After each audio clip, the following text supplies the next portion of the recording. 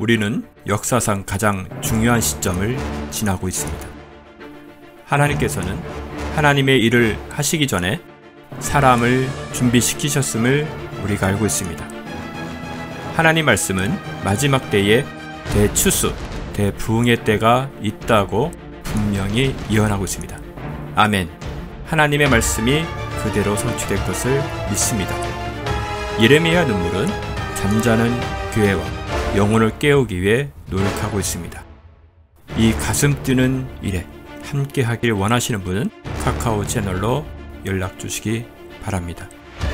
당신은 위대한 하나님의 사람입니다.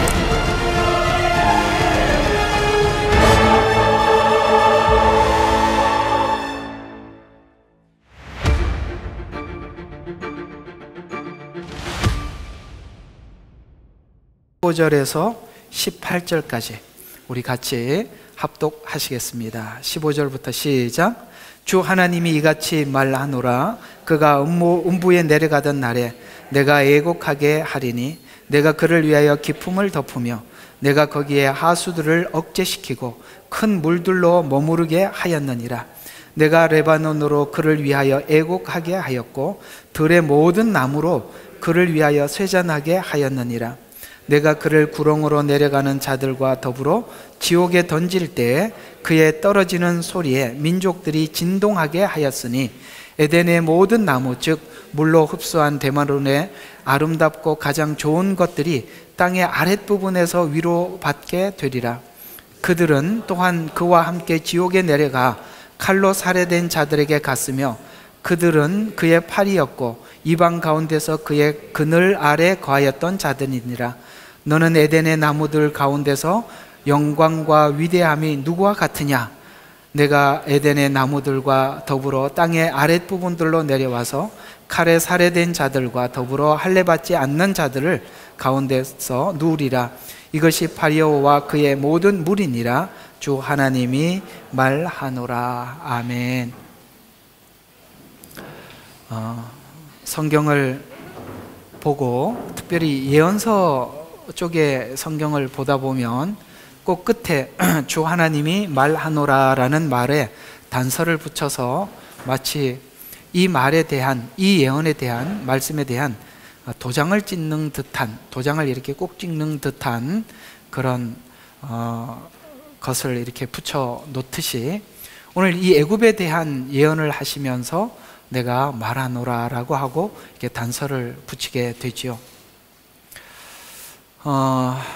하나님께서는 이스라엘이라는 한 나라 주변에 여러 나라들, 예를 들어서 오늘 성경에 등장하고 있는 나라들이라고 한다면 이런 나라들, 뭐 두로도 있고 그 다음에 애굽도 있고 아수르도 있고 그 다음에 그 작은 나라들이 여러 개가 있지 않습니까? 이런 나라들을 통해서 하나님은 이스라엘을 통해서 우리 모두에게 전하는 메시지도 있지만 그 주변에 있는 나라들을 통해서 주는 메시지가 참 많이 있어요. 자, 둘을 이렇게 생각을 하시면 돼요.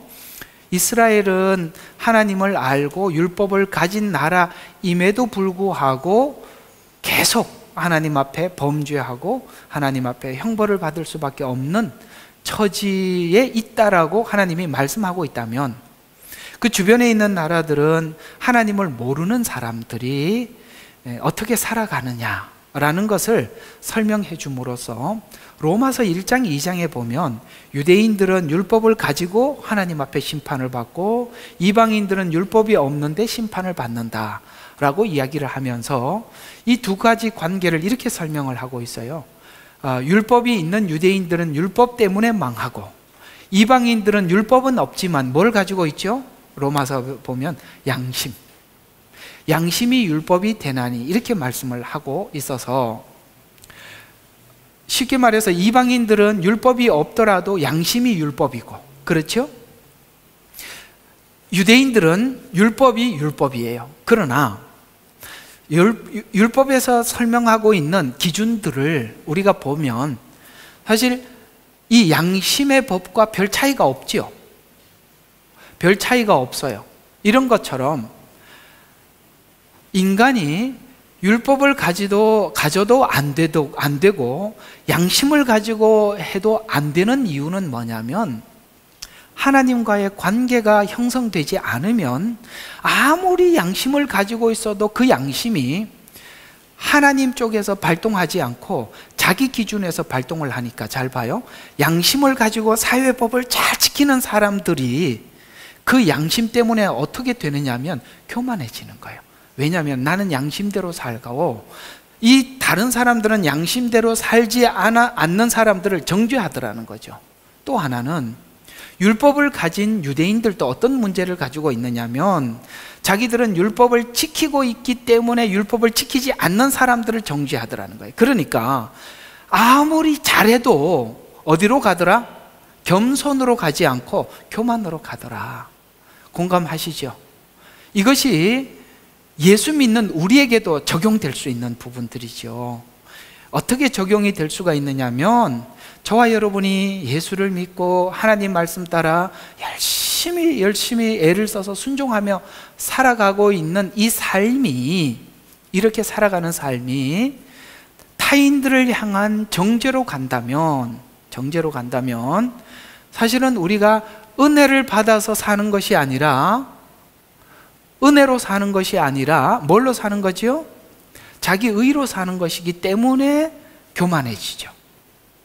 그래서 하나님께서 복음을 주시고 난 이후에도 노심초사하는 부분이 이 부분이라는 거예요.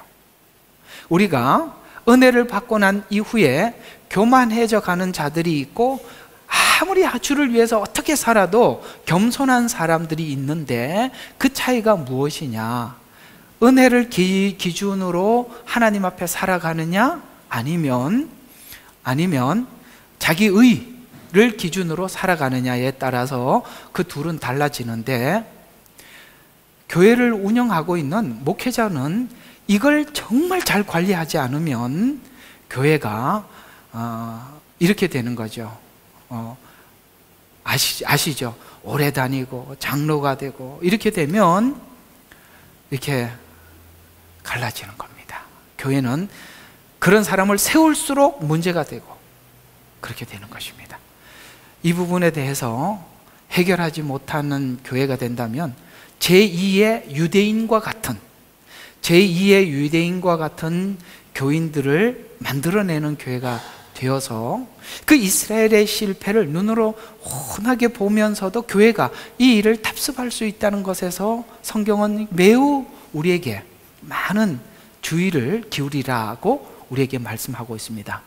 그러나 하나님은 우리가 자연스럽게 교만할 수밖에 없는 성품을 가지고 있기 때문에, 하나님은 그걸 우리가 교만해지지 않도록 우리를 붙잡아 주셔야 하기 때문에 뭘 주시느냐? 가시를 주시는 거예요.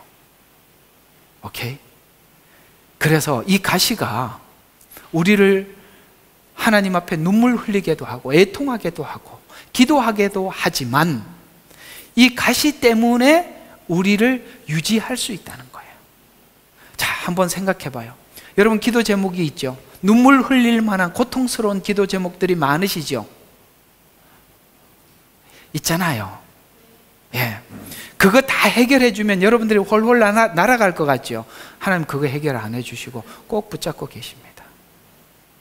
왜요? 그래야 여러분을 지킬 수가 있기 때문에, 교만해지지 않기 때문에 그런 거예요. 그래서 오늘 은혜를 뭐 하냐면, 은혜를 주시고 유지하는 게 중요한. 그러니까 유지하기 위해서는 반드시 뭐가 필요하다? 가시가 필요하다는 거예요. 맞죠? 그래서 이스라엘 백성들이 광야 생활을 하면서 딱 한마디로 이 표현이 맞는 것 같아요. 죽을 지경인 거예요. 죽을 지경. 어떻게 죽을 지경이냐? 여러분, 이스라엘 백성들이 광야에 나와서 홍해 앞에 서서 박수치고 찬양하고 기뻐했어요. 그렇죠? 너무너무 행복해했고 기뻐했었어요. 이 시간이 유지될 줄 알았는데, 그렇죠? 은혜를 받았던 이 구원이 유지될 줄 알았는데 바로 식량이 떨어지고 물이 떨어지자마자 불평하기 시작합니다. 왜요? 고통스러운 현실을 맞이할 수밖에 없었거든요.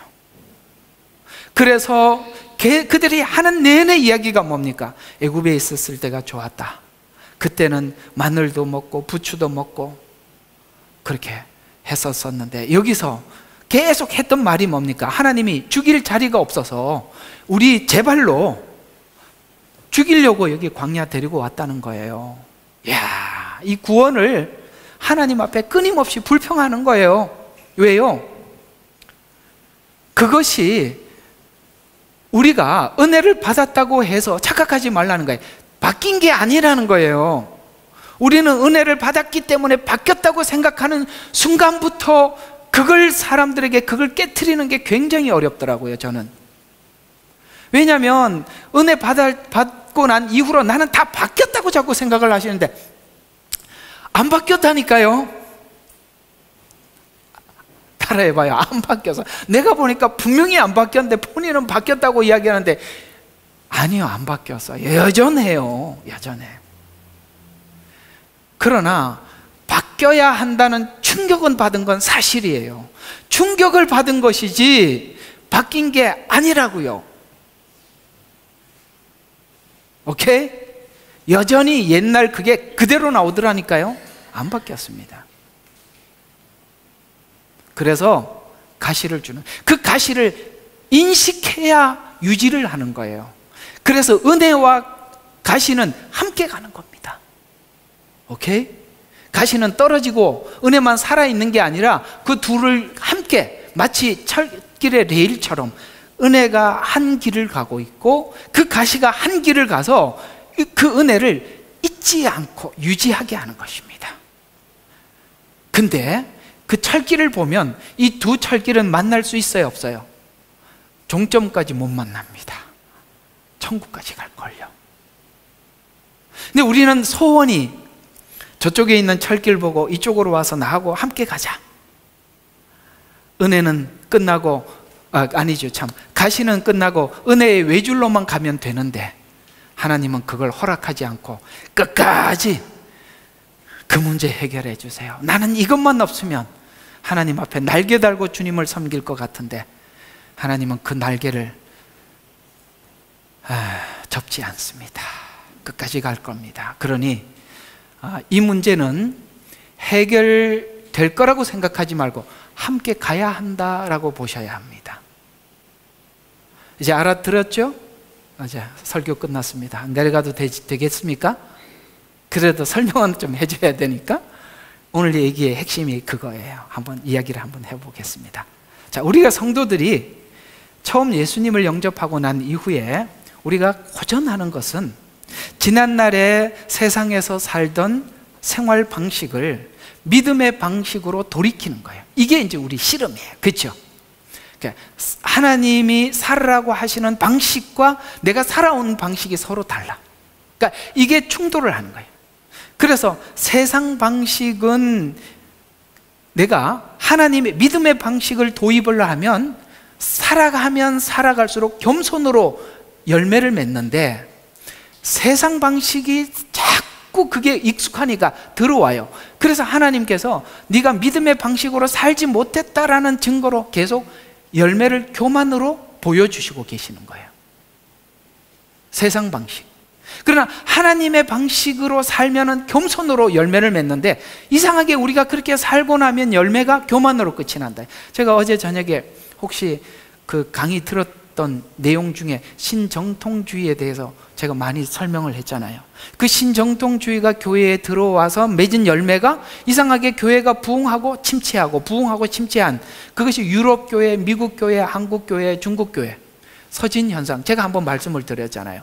그런 거예요. 어떤 열매는 지금 보이는 게 아니라 그 결과, 시간이 지나 보면 이렇게 나오는 그거예요. 그래서 성경은 자꾸 우리에게 이렇게 얘기하는 거예요. 네가 열매를 보면 아니까 결과를 보기 전까지 함부로 단정하지 말라는 거예요.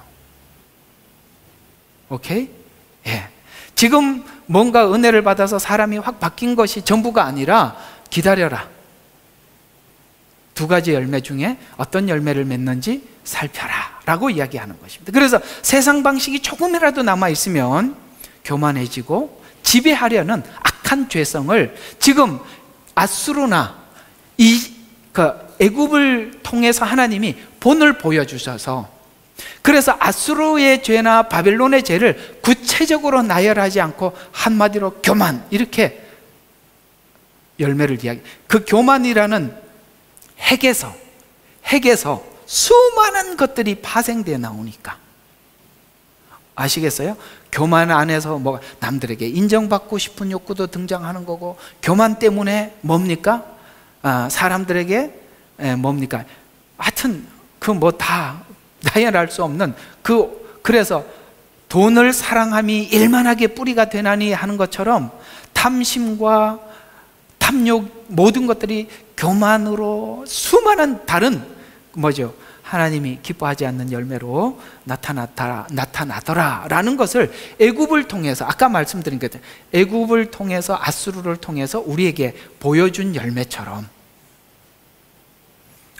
그래서 하나님은 오늘 이 애굽의 멸망이 교만이라는 것을 설명해 주려고 우리에게 이 애굽을 한 예표로 사용하고 있는 것입니다. 그래서 오늘 본문은 31장에 있는 내용들은, 이 31장에 있는 내용 중에 6절은 이렇게 이야기가 시작되어서 시작을 했어요. 6절에 보면 큰 가지에, 아수르 제국을 설명을 하면서 이렇게 큰 가지에 모든 공중의 새가 가지 밑에 새끼를 낳았고 들의 모든 짐승들이 그의 그늘 가지 아래 거하였다라는 말은, 여러분 성경에 보면 한 알의 씨앗이 땅에 떨어져서, 겨자씨 같은 씨앗이 땅에 떨어져서 어떻게 됩니까? 그게 열매를 맺어 큰 나무가 되면 큰 나무 아래 새들이 많이 들어와서 깃들이잖아요.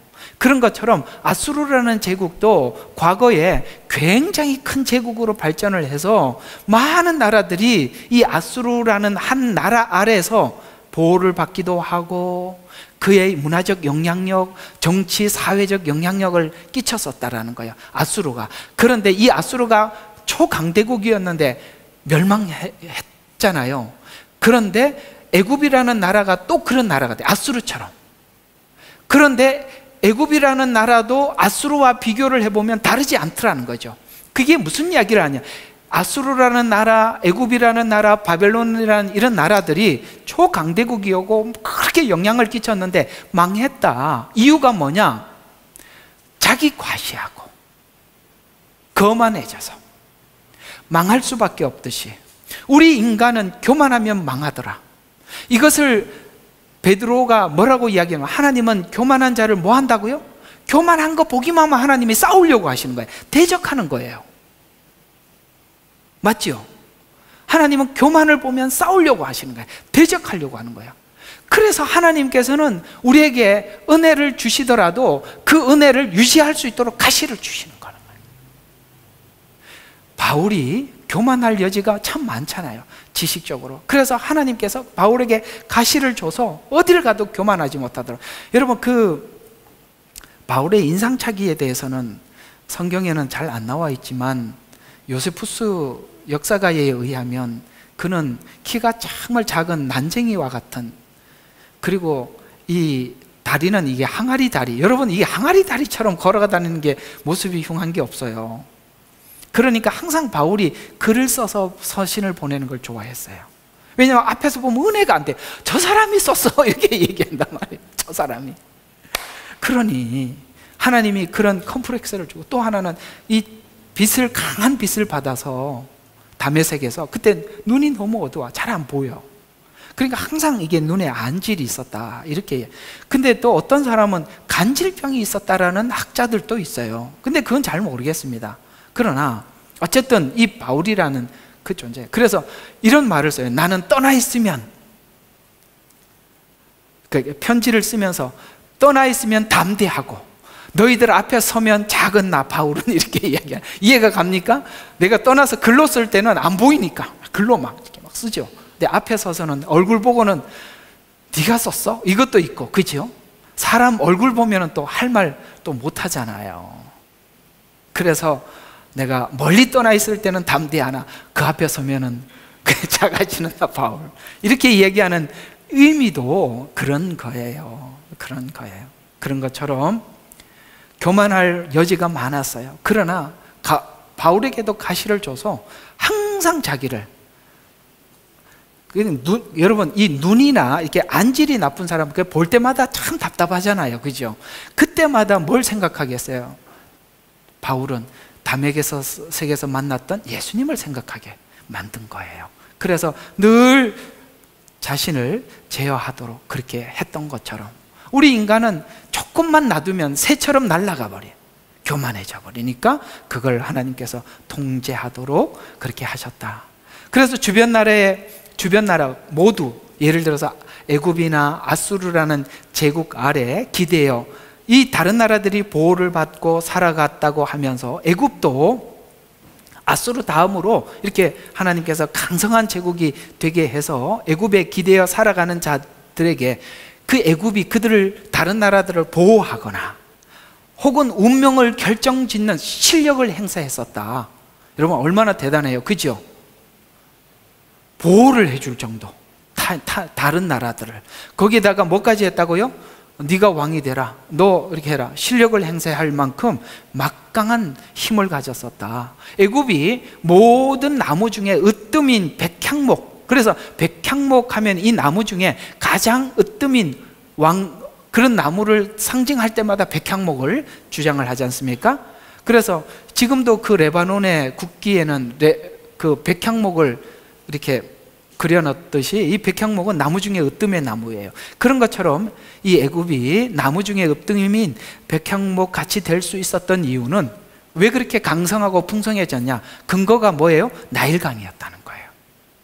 그래서 나일강의 풍부한 물 자원으로 풍요로웠기 때문에, 여러분, 그렇다고 해서 이 나일강을 자기들이 개척한 것도 아니고 자기들이 만든 것도 아니고, 강은 누가 만드셨어요?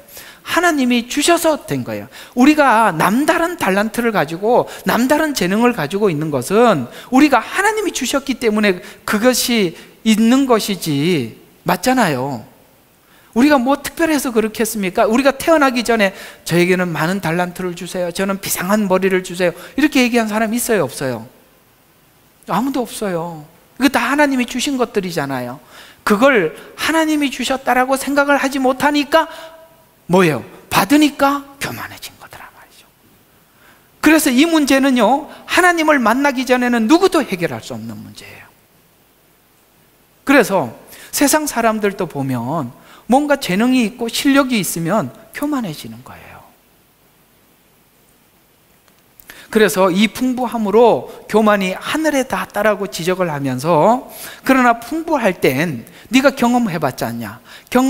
풍부할 때는 모든 사람들이 기대어서 너에게 도움을 받았었다. 보호를 받기도 하고 묻기도 하고 그랬었다. 그러나 약해지고 나니까 어떻게 됐어요?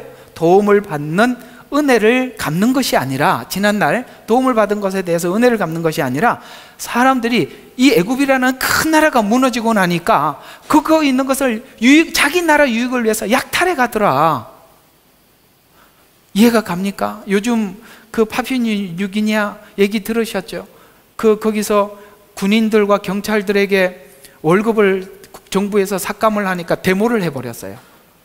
데모를 하고 나니까 국민들이 아이고, 우리를 지키는 그게 없네 하고 가서 그 대형 상점에 가서 전부 다 약탈해가지고 막 뛰어가고, 그리고 야, 에콰도르, 그 다음에 여기 어디죠? 파푸아뉴기니아.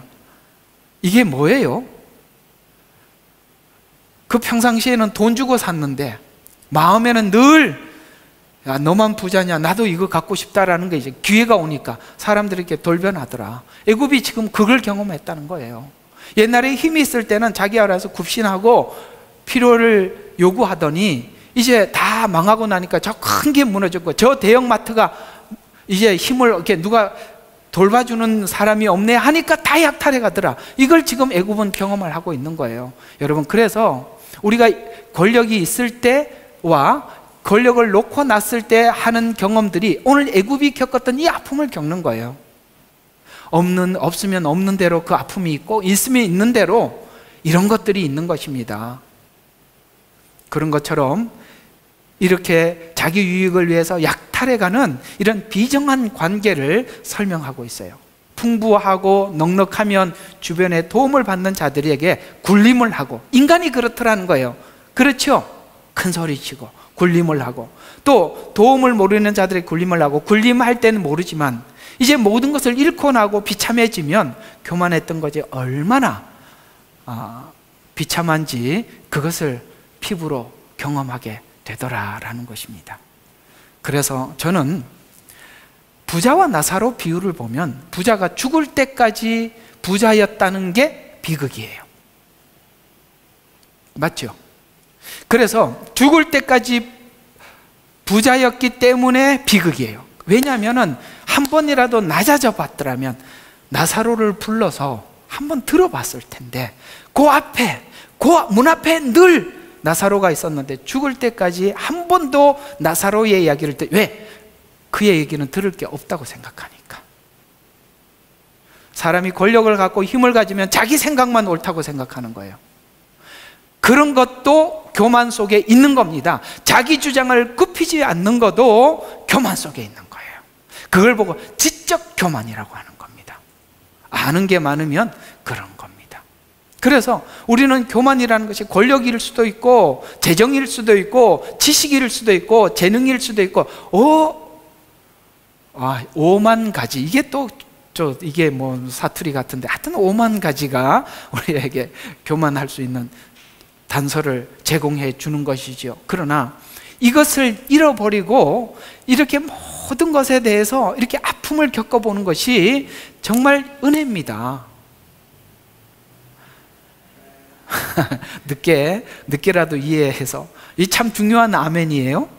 그래서 애굽도 비참한 시간을 경험하면서 하나님께서 이 애굽을 버리는 것이 아니라는 증거로 이 비참한 시간을 경험하게 해주시고, 오직 하나님만 의지할 뿐임을 그들이 알게 되었어요. 그래서 풍요로웠던 애굽은 이런 과정을 겪으면서 하나님을 알게 될 것이다 라고 말씀하고 있습니다.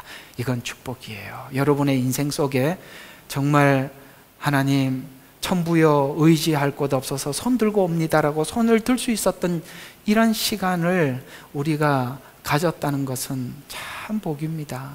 예. 계속 성공했더라면 죽을 때까지 이 기회가 없었을 텐데 말이죠. 그래서 살면서 애굽과 같은 비정함을 우리가 경험하고, 그러나 하나님은 이 비정한 세상에 영원히 변치 않는 한 가지, 하나님은 뭐를 사랑했냐면 세상을 사랑했대요. 그 비정한 세상을 사랑했대요. 물론 나를 사랑한 건데, 요한복음 3장 16절에는 하나님이 세상을 이처럼 사랑했대요. 먹고 먹히고, 아시겠습니까? 공격하고 죽이고 이러는 세상을 사랑하셔서 독생자를 주셨다라고 그렇게 말씀하고 있는 것입니다. 이 비정한 세상을, 사랑 가운데 세상을 사랑하셔 독생자를 주셨음을 세상의 비정함과 변치 않는 하나님의 사랑을 비교해서 알게 해주신 것입니다. 그래서 세상에 있는 모든 사람들이 내 자식이 잘 될 때 다 뜯어먹고 안 될 때 이렇게 비정하게 하더라도 여전히 변함이 없는 것은 부모가 자녀를 향한 사랑이 있듯이, 우리 세상에서는 사람들이 물고 먹고 뜯고 그러더라도 하나님은 우리를 창조하신 창조의 하나님이시에요. 그래서 하나님은 여전히 우리를 향한 사랑은 변함이 없는 거예요. 그래서 하나님은 나를 사랑하라사라고 표현하지 않고 이 뒤죽박죽인 세상을 사랑하사 독생자를 주셨다라고 세상이라는 단어를 써서 표현하고 있는 것입니다. 자, 이 세상은 얼마나 비정하고 얼마나 냉랭하고 얼마나 기가 막힌 세상인지를 요한계시록에 이렇게 우리에게 알려주고 있었어요. 요한계시록에서 밝혀주고 있는 이 비정한 세상에 대해서 사단이 지배하고 통치하는 것이 이렇다라고 이야기를 합니다. 그 짐승은 세상의 통치자를 비유하고 있어요. 이 짐승의 권세를 입고, 음녀는 그 권세를 입었기 때문에 그는 내 남편이다라고 생각할 만큼 믿었어요. 그래서 짐승을 타고 음녀가 마음껏 자기 소신껏 일을 했습니다. 그래서 이걸 이렇게 표현하고 있습니다. 이렇게 착각하고 짐승을 위해서 일해왔어요. 요한계시록 17장 6절에 보니까 짐승이 정부를 세우기 위해서는 반드시 이 종교인들, 특별히 여러분 모든 타겟은 기독교인에게 타겟이 맞춰져 있어요.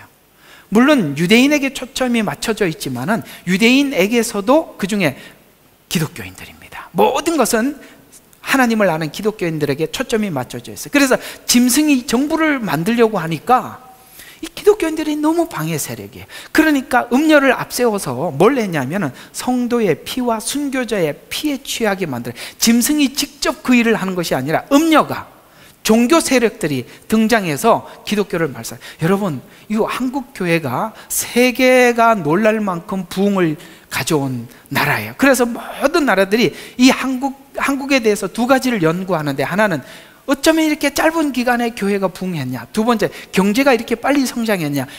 정치는 영 아니고요, 경제와 종교예요. 그런데요, 지금 현재 한국 교회가 어느 정도인지 아십니까? 이단으로 판명된 곳만 전체 기독교인이라고 이야기하고 있는 사람 중에 4분의 1입니다. 지금 현재 기독교는, 한국 기독교는 이단에게 4분의 1이 점령이 되어 있습니다. 그러면 4분의 3이 우리가 이해하고 있는 교회인데, 놀랍게도 진짜 열심인 사람들은 다 이단에 가 있어요. 정말 아무 생각 없이 교회 다니는 사람만 교회에 있어요. 아무 생각 없이. 참 진짜 교회들은 아무 생각 없는 사람들이 너무 많아. 뭘 공부를 좀 해보려고 애를 썼던 사람들은 다 거기 가 있고, 그걸 사람들이 제대로 공부를 시켰었어야 했는데 공부는 하고 싶고 교회는 안 해주니까 어디로 가서 성경 공부 가르쳐 준다는 거기 가서 다 앉아서, 이상하죠? 그 이단들은 너무 열심히 해요. 교회는 보면은 예배 축도하면 다 도망가고 없어요. 이런 사람들만 교회에 남아 있다고요. 그게 4분의 3이 무슨 힘이 있겠어요? 아무 힘이 없는 거예요. 4분의 1이 점령이 되어 있고, 신학교, 지금도 보니까 신학교들을요, 이단 교회가요 사고 들어가고 있고요, 무너진 한국교회, 대형교회 다 지어놓은 거 있잖아요, 이단들이 다 접수하고 있는 중입니다. 지금 그렇게 되어가고 있어요. 근데 그들이 뭘 한다고요? 성도의 피, 여기 말하는 성도는 진짜 성도들을 이야기하는 것입니다. 그래서 그걸 짐승이 이걸 처리하는 것이 아니라, 정치가 처리하는 것이 아니라 가짜 이단들이 이렇게 진짜 기독교인들을 피에 취하게 만들더라라고 성경은 이렇게 말씀하고 있는 것입니다.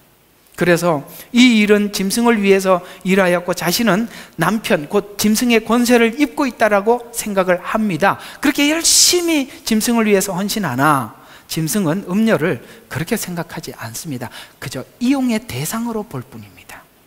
그를 앞세워서 뭔가를 하고 있지만은 계시록 17장 17절에 보니까 증오하고 패망시키고 벌거벗기고 살을 먹고 불로 태워, 음료가 이 사용 가치가 없으면 그렇게 버린다고 말씀하고 있는 거예요. 음료 입장에서는 뭐 한 거죠? 속은 거잖아요. 여러분, 사단이 온 것은 멸망시키고 속이기 위해서 온다고 했어요. 여러분, 속지 않으려면 알아야 하는 것입니다. 결국 계시록에서 밝히는 것이 무엇입니까? 사단은 권력이든 세상이든 이것에 취하게 만들어서 보지 못하게 만들고 사람들을 속이는 게 목적이에요. 선악과를 먹지 말라고 했을 때는 안 보고 쳐다보지도 않았어요. 속이고 나니까 보암직하고 먹음직하고 탐스러워서 계속 보게 되고 먹게 되잖아요. 이렇게 진일보한 거예요. 속여서 눈을 바꾼 거예요. 그래서 속으면 이용당하게 하는 거예요. 사단에게 이용당하는 겁니다. 그리고 사용 가치가 떨어지고 나면 버립니다. 이것이 바로 사단이 온 목적이에요. 그러나 그걸 이용할 때는 모든 것을 주는 것 같이 모든 것을 약속을 합니다. 그러나 그 약속은 모두 다 속임수예요. 사단이 온 것과 예수님이 온 것에 대해서 분명히 예수님이 요한복음 10장 10절에 이렇게 말씀하셨어요. 자, 요한복음 10장 10절에 보면 도둑은 자기 오직 도둑질하고 죽이고 멸망시키려고 왔지만 내가 온 것은 양떼로 생명을 얻고 더 풍성히 하게, 생명을 얻고는 칭의, 거듭나게 하기 위해고, 뭐죠? 더 풍성히 온다는 것은 성화예요. 우리가 거듭날 뿐만 아니라 더 풍성하게 주시기 위해서 오셨다라고. 여러분, 사단이 온 목적을 잘 기억하세요. 도둑질하는 거예요. 여러분이 가지고 있는 복음을 뺏으려고 하는 거예요.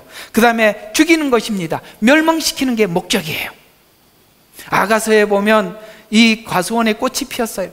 근데 이리가 들어와서 꽃이 피었을 때 뛰어다니면서 그 꽃을 떨어뜨립니다. 여러분, 사과는 꽃이 피고 난 이후에 사과 열매를 맺는데, 열매를 맺기 전에 뭘 하는 겁니까? 꽃을 떨어뜨리는 거예요. 이리예요. 왜 이리라고 표현했느냐? 여러분, 이리는요, 다른 짐승들과 특별히 다른 게 있어요. 그게 뭐냐면은 그 자기 먹잇감을 만나면 그 속에 있는 내장만 빼먹습니다.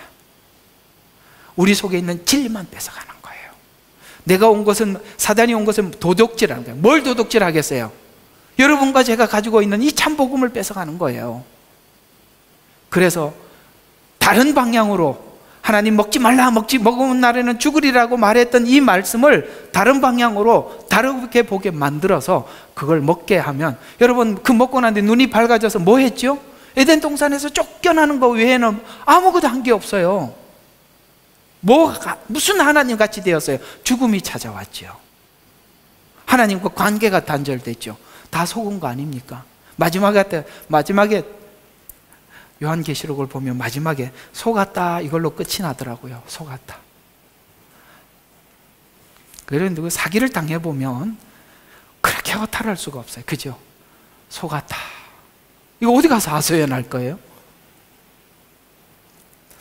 멸망시키는 것은, 과정은 아주 단순해요. 단순해요. 소경을 만들면 돼요. 맞죠? 그래서 요한복음 9장 38절에 보니까 소경의 눈을 뜨게 하신 후 소경이 예수님을 묻고 경배했어요. 아셨습니까? 주님이 온 것은 우리 소경된 영적인 눈을 떠서 복음을 보게 하고 예수님을 보게 하는 것이라면, 사단이 온 것은 우리의 눈을 감고는 거예요. 간단해요. 눈을 떴느냐, 눈 뜬 장님이냐, 아니면 눈을 떴는데 제대로 보느냐, 요 차이거든요. 그래서 어떤 사람, 예수님이 오셔서 소경을 눈을 뜨게 하고 예수님을 경배하게 했는데, 소경된 사람들은 그 뒤에 쭉 나와요. 39절부터 41절에 보니까 예수께서 말씀하시기를, 내가 심판을 위하여 이 세상에 왔으니 이는 뭐예요? 보지 못하는 자들을 보게 하고, 아까 소경이 눈을 떴어요. 그러나 보는 자들은 소경이 되게 하라. 여러분, 보는 자들, 본다고 생각했던 사람들이 누구였죠? 바리새인들, 서기관들이에요. 그래서 그들은 소경이 되게 하기 위해서 왔대요. 그래서 주와 함께 있던 바리새인들 몇 명이 이 말씀을 듣고, 아니 우리 보고 소경이라고 말했냐? 이렇게 질문을 하는 거예요. 우리도 소경이란 말인가? 라고 하니 예수께서 그들에게 말씀하시기를, 만일 너희가 소경이라면 죄가 없을 것이나, 이제 너희가 말하기를 우리가 본다라고 하니까 죄가 남아있느니라. 이건 무슨 뜻이죠? 자기들은 율법을 지키고 있기 때문에 소경이 아니라고 생각을 하는 거예요. 근데 주님은 뭐라고 이야기합니까? 네가 진짜 소경이다, 이렇게 말씀하고 있는 것입니다. 죄인이라고 하는 사람들에게는 눈을 띄워주고, 의인이라고 하는 사람들에게 눈을 감겨주러 왔다는 거예요.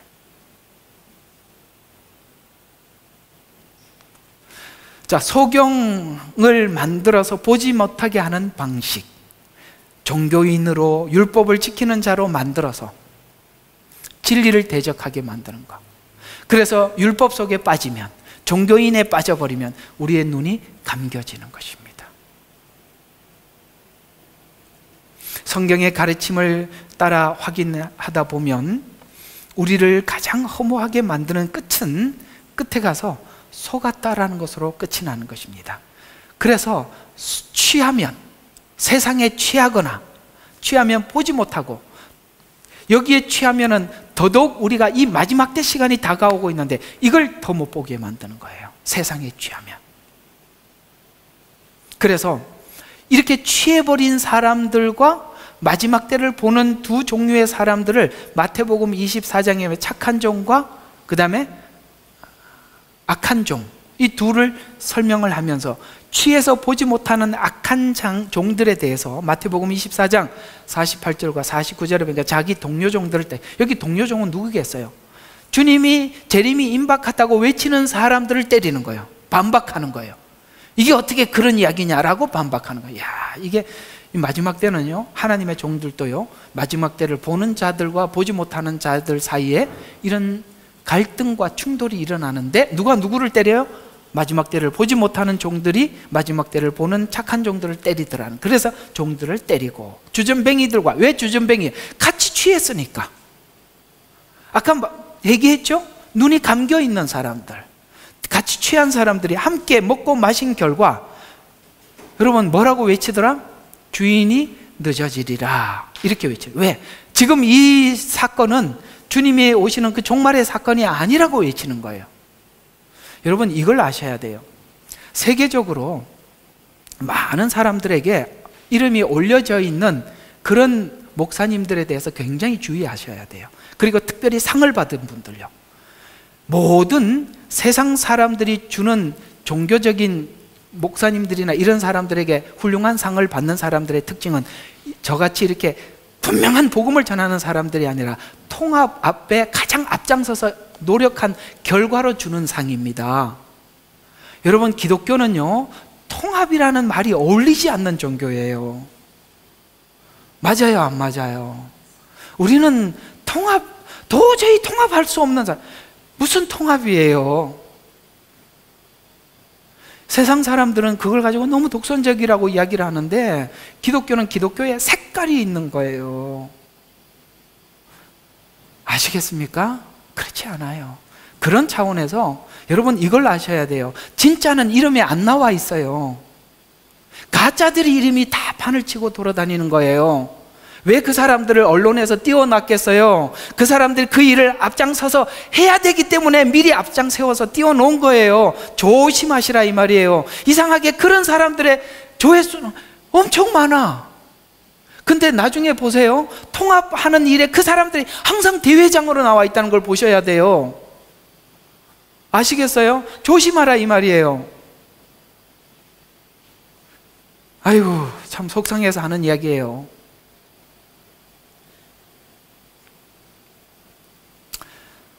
하나님이 쓰시려고 하는 종들은요, 숨겨놨어요. 7,000명은요 하나님만 알아요, 어디 있는지. 엘리야가 그러잖아요. 다 죽었고 나 혼자 남았습니다. 아니야, 내가 7,000을 남겨두었다. 그 빛나는 7,000은 엘리야 때 무슨 일을 했는지 기록되지는 않지만 마지막 때 그 7,000은 일어나서 복음을 전할 것입니다.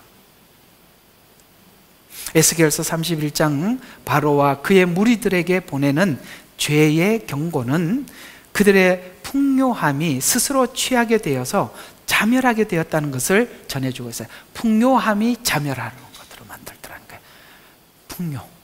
하나님께서 우리에게 어떤 부분에 대해서 풍요로움을 줄 수 있어요. 재정일 수도 있고 어쩌면 말씀일 수도 있어요. 이 말씀도 하나님께서 풍요하게 주시더라도 우리는 주시는 이 은혜에 나를 잘 관리하셔야 되는 것입니다. 참 무서운 이야기입니다. 모든 풍요는 자멸하게 만들 수 있다는 것을 기억하셔야 돼요. 각자에게 주시는 기도의 은사, 말씀의 은사, 어떤 은사도 그렇습니다. 이런 풍요로움이 우리를 망치게 만들 수도 있다는 것이에요. 그렇게 주시는 만큼 자기 스스로 제어를 할 수 있어야 되는 거예요. 참 귀한 이야기. 어쨌든 제가 그 부분에 대해서는 여러분들에게 아주 냉정하게 지적하겠습니다. 오케이? 그래 우리 같이 살아가니까. 자, 애굽의 심판과 멸망은 애굽과 같은 영화를 누렸던 아수르 영화와 심판을 애굽은 이미 보았어요. 그 아수르가 멸망하는 것을. 그래서 3절과 13절에 보면 함축해서 이러냐, 아수르는 백향목 같았다. 과거에 하늘의 새들이 둥지를 틀 수 있었던 것은 그 뿌리가 물가에 있었기 때문이라 라고 하면서 9절에 보면 내가 그의 작은 가지를 많게 함으로써 그를 아름답게 하였더니 하나님이 이름이 있다는 동산에 있는 에덴의 모든 나무들 같이 그를 시기했다 할 만큼 하나님이 높여주었다. 저희 집에 플라타너스 나무가 가로수 이렇게 침대에 누우면 보이잖아요. 겨울에는 잎이 하나도 없더니 봄이 되니까요, 그 잎이 나는데 저는 그 나무 가지를 보고 이상하게 막 이렇게 올라왔다가 옆으로 가고 위로 올라가고 가지가 그렇게 볼품이 없어요. 근데 왜 그런가 하고 봤더니 이제 알겠어요. 그렇게 모든 곳에 작은 가지들이 나오니까 세상에 잎이 나니까요, 나무 가지가 보이지 않을까 무성하더라고. 아, 그래서 쭉 뻗은 나무들은 가지가 없구나라는 걸 알았어요. 근데 그거는요, 잎도 크지만 정말 막 모든 게 막 이상하게 가지가 생겼는데, 왜 그러냐면은 모든 곳에 다 덮어버리려고 그렇게 가지가, 야, 그러고 보니까 집에서 침대에서 누워보니까 나무가 안 보여요. 이파리밖에 보이질 않아요. 이 이야기가 이해가 가요. 가지를 많게 했다, 그 얘기예요. 그래서 그 작은 가지를 많게 함으로써 그를 아름답게 만들었대. 다 덮어버렸어요. 아름답게 만들었더니 하나님의 이름에 있는 동산에 있는 에덴의 모든 나무들이 그를 시기하였다 할 만큼 높여주었어요. 그랬더니 하나님이 높여줬는데 뭐라고요? 하나님이 없으니까 그 마음이 높여진 채로 내려오지를 못하는 거예요. 그래서 그 마음이 높아져서 하나님이 타국인 손에 주어 그를 베어버렸다고 말씀하시면서 교만한 자의 본보기를 이미 확인시켜 주었지만 애굽은 멸망했던 아수르를 보고도 자기들이 또 그 길로 가더라는 거예요. 희한해요, 인간이. 그죠? 저렇게 해서 하나님 앞에 심판받는 거 눈으로 옆에서 빤히 보면서도 그렇게 하지만 안 되지 하면서도 자기가 가고 있어요. 지금 애굽이 그 전철을 밟죠. 여러분, 이거는요, 인간이 정해놓은 길이라니까요. 하나님 없으면 누구나 가는 길이에요. 누구나. 돈 그렇게 끌고 모았다가 어디 가서 비참하게 최후를 맞이했다라는 소식을 들으면서도 다 돈을 벌러 가. 똑같아. 뭐가 다르냐고요. 아무도 모르는 거예요. 그러면서 하나님은 아수르나 애굽이나 바벨론의 죄 목록을 다 결국은 왜 그렇게 됐냐? 교만 때문이라고 한마디 딱 던져주는 거예요. 교만. 그걸 그렇게 제국을 통해서 우리에게 본을 보여줬지만 우리 또한 똑같이 그 길로 가더라 라고, 그 길로 가지 말라고 그것을 이렇게 제국이 웬만큼 보여줘서는 안 되니까 제국이 멸망하는 걸 보여줘서 우리에게 각인시켜 주시더라 라고 말씀하고 있습니다. 교만을 지적하는 이유는 그들의 잔악성이 교만에서 나온 것이다 라고 이야기를 하고 있기 때문입니다. 교만은 패망의 선봉이라 하는 이유도 교만은 추악한 모든 죄를 생산해내는 근원지와 같기 때문입니다. 죄의 온상은 하나님이 없다, 하나님을 있거나 없다라고 하는 것이죠. 하나님이 없으면 인간은 제어를 할 수가 없어요. 제어를 하지 못하면 죄성이 어떤 죄악을 생산할지 우리는 아무도 예측할 수가 없는 것입니다. 이스라엘은 하나님을 아는 것 때문에 교만하고, 이방인은 하나님을 몰라서 교만하고, 사단이 에덴에서 인간의 속성의 깊은 곳에 죄성을 끌어올려서 하나님같이 되리라는 이 말은 다른 말로 교만인데요, 이 교만함을 스스로 해결할 길이 없고 그것은 죄로 막 이런저런 형태로 나타나는 것인데, 이 교만을 해결할 방법을 우리에게 주신 것이 십자가의 은혜예요. 그래서 이 겸손은 오직 예수님을 알 때, 그분을 만날 때만이 해결이 된다. 빌립보서 2장 5절과 8절에 보면, 그러므로 너희 안에 이 마음을 품으라. 곧 그리스도 예수 안에도 있는 생각이라. 그는 하나님의 형체로 계심으로 하나님과 동등됨을 여기지 아니하고 오히려 자신의 영예를 버리고 종의 형체를 입으시어 사람들의 모습을 취하였느니라. 그리하여 사람과 같은 모양으로 나타나셔서 자신을 어떻게 했어요? 예수님은 하나님인데 이 땅에 와서 자기를 낮추더라는 거예요. 그래서 왜 낮췄어요?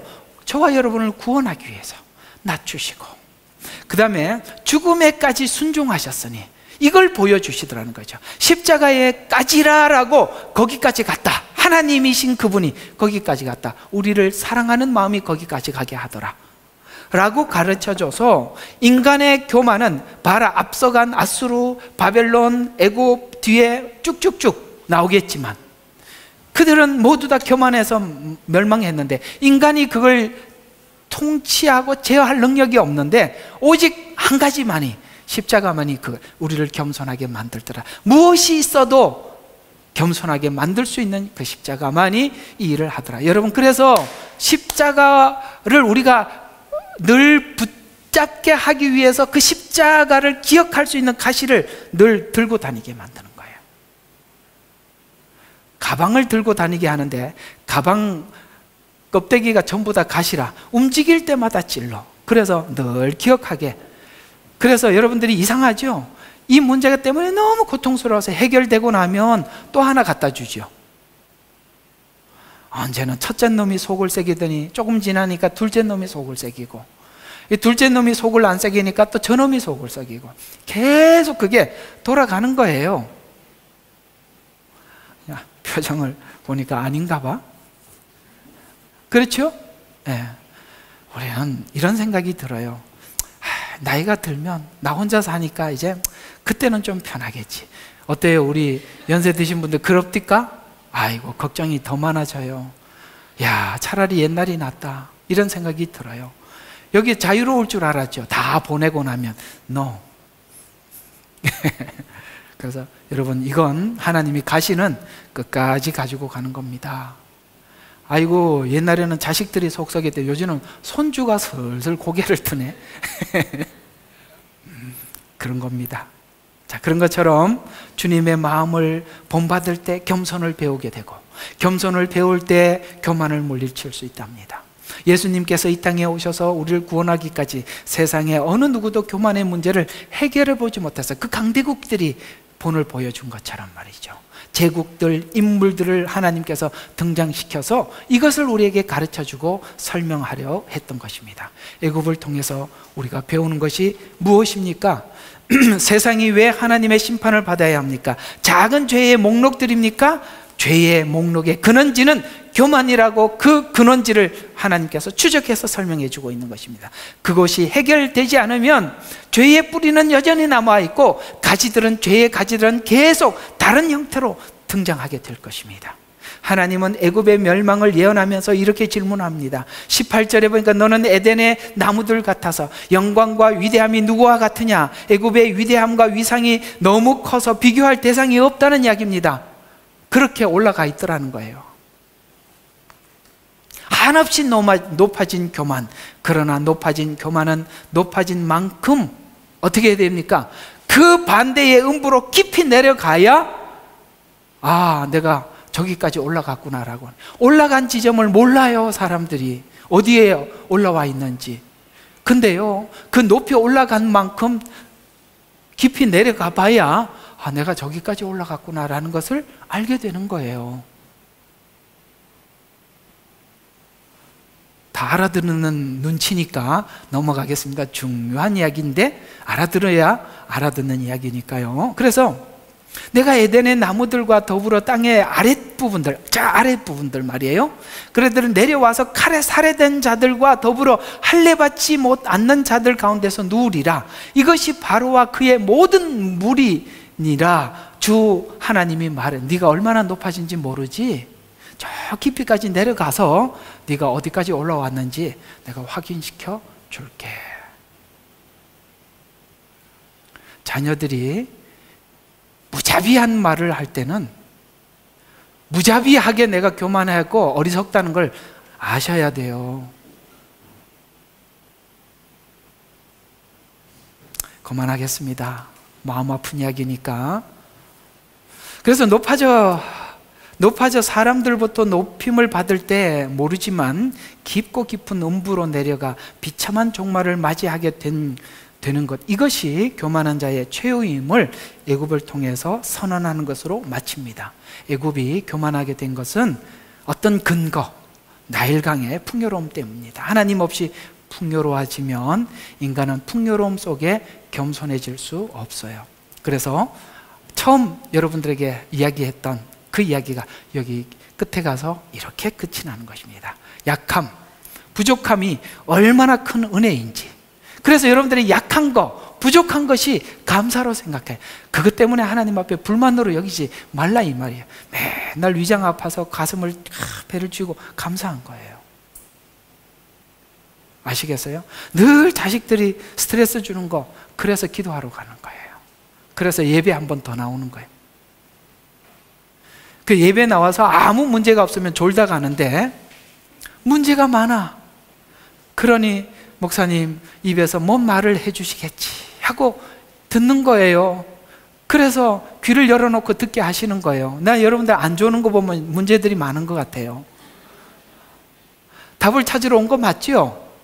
얼마나 감사해요. 올 때마다 답을 주시니 노력하라고 주신 거예요. 한번 해보자는 거예요. 내가 너의 문제를 모르는 게 아니라고 얘기해 주시는 거예요. 자, 그래서 가시를 주십니다. 고린도후서 12장 9절. 자, 사단의 가시를 주신 것으로 하나님 이것만 없으면 내가 마음껏 복음을 전하겠는데, 그러면서 3번을 간구했대요. 3번을 간구했더니 정말 3번 딱 한 게 아니라 계속 기도할 때마다 했다는 거예요. 그랬더니 뭐라고 그래요? 하나님이 딱 대답이 왔어요. 자, 내 은혜가 충분하도다. 충분하대요. 그렇게 살아라. 괜찮다. 그게 너를 지키는 거야. 이 얘기죠? 이는 내 능력이 약한 데서 온전한. 보면 그래요. 맞지요? 괴로우니까 살 것 같아요. 괴로우니까 은혜를 구하는 거예요. 괴로우니까 하나님의 말씀이 들리는 거예요. 그래서 내 은혜가 약한 데서 온전하게 됨이라고 하셨는데, 그러므로 내가 오히려 뭡니까? 이것 때문에 기쁘게 나의 약한 것들을 자랑하리니 이는 그리스도의 능력이 내게 거하게 하려 함이라. 그래야 하나님의 능력이 내게 계속 거하다. 그러므로 내가 그리스도를 위하여 약한 것과 모욕받는 것과 궁핍과 박해와 공경을 기뻐하노니 이는 곧 뭐라고요? 약할 때 강함이라. 인정하시죠? 예, 약할 때 강함이라. 문제가 많아야 좋더라. 그래야 내가 살더라. 그래서 여러분들이 우거지상으로 사는 모습을 보면 안타깝지만 감사하다고 저는 생각을 하고 있습니다. 이 말씀에 따라서. 아유, 뭐 그 중간에 시달리는 거는 사모님인 것 같아요. 그러나 그런 하나님의 그 조절하심을 우리는 인정하셔야 하는 것입니다. 결론입니다. 31장은 바로와 그에 속한 자들이 심판을 설명하면서 아수르의 심판을 언급했습니다. 아수르의 멸망이 교만으로 인해 멸망했음을 보았으면서 애굽은 멸망 원인을 알지 못했습니다. 교만은 뭐라고요? 눈을 가리게 하고 마취되게 만들어서 내가 어떤 죄인이었는데 나왔는지 모르고 기고만장해지는 우리들을 하나님께서 조절하기 위해서 가시를 주셔서 계속 우리를 붙잡아 두시는 것입니다. 처음에 말씀드린 것처럼 주님 오시는 그날까지 어떻게 간다고요? 은혜와 가시는 같이 가는 거예요. 우리는 계속 기도하죠. 야, 너 일로 와. 같이 가자. 이것만 없어지면 은혜 혼자만 가게 하자. 하나님은 거부하시죠. 오라고 하는데 갈 수 없다고 가시가 이야기라는 거예요. 왜? 너 그거 지키려면 내가 이거 같이 가야 되니까. 그래서 이 레일이 있어야 기차가 가는데 이 레일은요 마지막까지 만날 수 없대요. 같이 갈 준비 돼 있나요?